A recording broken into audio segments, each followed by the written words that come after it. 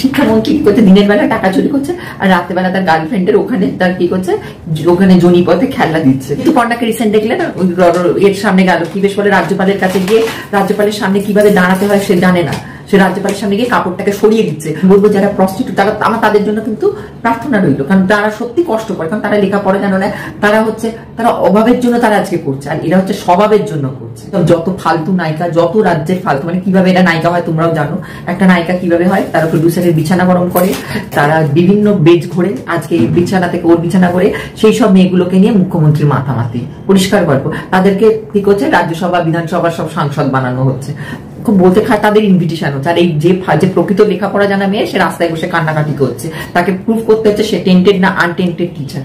তাহলে এই রাজ্যের এই মুখ্যমন্ত্রীকে এখন বলতে গেলে তখন তুমি খারাপ হয়ে গেলে। একদম রাজ্যটার 12টা 13টা বাজিয়ে দিয়েছে, পুরো 12টা 13টা বেজে গেছে আমাদের রাজ্যে। এরা সব মন্ত্রীদের এদের সব বিছানা গরম করে, একদম শুনতে খুব খারাপ লাগলো, এটা বাস্তব সত্য, এরা প্রত্যেকে করে।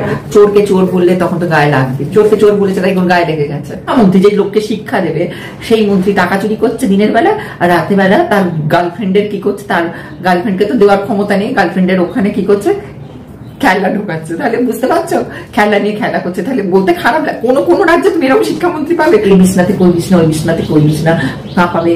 একটা কথা বলবো, কিছু মনে করো না, আমাদের রাজ্যে একটা যে ফার্স্ট ক্লাস ফার্স্ট ইকোনমিক্স এর মেয়ে, সে রাস্তায় পড়ে কাঁদাকাটি করছে, তার বেলা তখন সে ফার্স্ট ক্লাস ফার্স্ট, সে রাস্তায় বসে কাঁদছে। আর মুখ্যমন্ত্রী এইসব যত ফালতু নায়িকা, যত রাজ্যের ফালতু, মানে কিভাবে এটা নায়িকা হয় তোমরাও জানো, একটা নায়িকা কিভাবে হয়, তারা প্রডিউসারের বিছানা গরম করে, তারা বিভিন্ন বেজ ঘোরে, আজকে বিছানা থেকে ওর বিছানা করে, সেই সব মেয়েগুলোকে নিয়ে মুখ্যমন্ত্রীর মাথামাতি, পরিষ্কার গল্প। তাদেরকে কি করছে, রাজ্যসভা বিধানসভা সব সাংসদ বানানো হচ্ছে, খুব বলতে খায় তাদের ইনভিটেশন হচ্ছে। আর এই যে প্রকৃত লেখাপড়া জানা মেয়ে, সে রাস্তায় বসে কান্নাকাটি করছে, তাকে প্রুভ করতে হচ্ছে সে টেন্টেড না আনটেন্টেড টিচার। তাহলে এই রাজ্যের এই মুখ্যমন্ত্রীকে এখন বলতে গেলে তখন তুমি খারাপ হয়ে গেলে, তখন বলবে এর মুখের ভাষা খারাপ, এ বাজে। রচনা বন্দ্যোপাধ্যায় একটা এডুকেশন আনিস, যে first class first Calcutta university থেকে এমএ পাস করেছে, সেই মেয়েটা কাঁদছে, বলছে আমাকে প্রুভ করতে হবে আমি টেন্টেড না আনটেন্টেড টিচার। তাহলে সে রাস্তায় বসে কাঁদছে, আর এদেরকে নিয়ে মাতামাতি মুখ্যমন্ত্রী। যত রাজ্যে দেখবেন প্রোগ্রাম হবে, এদেরকে নিয়ে দেখবেন সব তুলছে। আজকে দেখবেন কোনো ভালো জায়গায় দেখবেন এই সাধারণ মেয়েগুলো নেমন্তন্ন পায় না, সব এদেরকে নিয়ে মাতামাতি। কেন না, কারণ সাধারণ ঘরের মেয়েরা তো আর বিছানা গরম করতে যাবে না, না, পরিষ্কার ভাবে। এরা সব মন্ত্রীদের এদের সব বিছানা গরম করে, একদম শুনতে খুব খারাপ লাগলো, এটা বাস্তব সত্য, এরা প্রত্যেকে করে। এরা ঋতুপর্ণাকে রিসেন্ট দেখলে না, এর সামনে গেল কি বেশ বলে রাজ্যপালের কাছে গিয়ে রাজ্যপালের সামনে কিভাবে দাঁড়াতে হয় সে জানে না, সে রাজ্যপালের সামনে গিয়ে কাপড়টাকে সরিয়ে দিচ্ছে।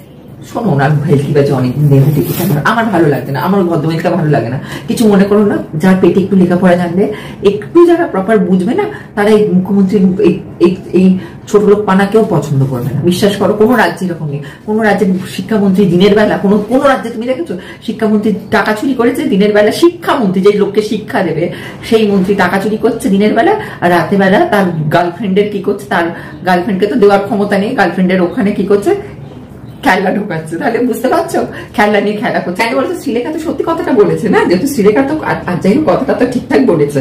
মানে দেখো, ও তো যাই হোক যেটা অন্যায় সেটা তো প্রতিবাদ করেছে না, তার জন্য এবার বলতে গেলে যে বলতে যাবে তার নামে বদনাম। শ্রীলেখা মিত্র তো প্রপার কথাটা, সত্যি কথাটা বলেছে না।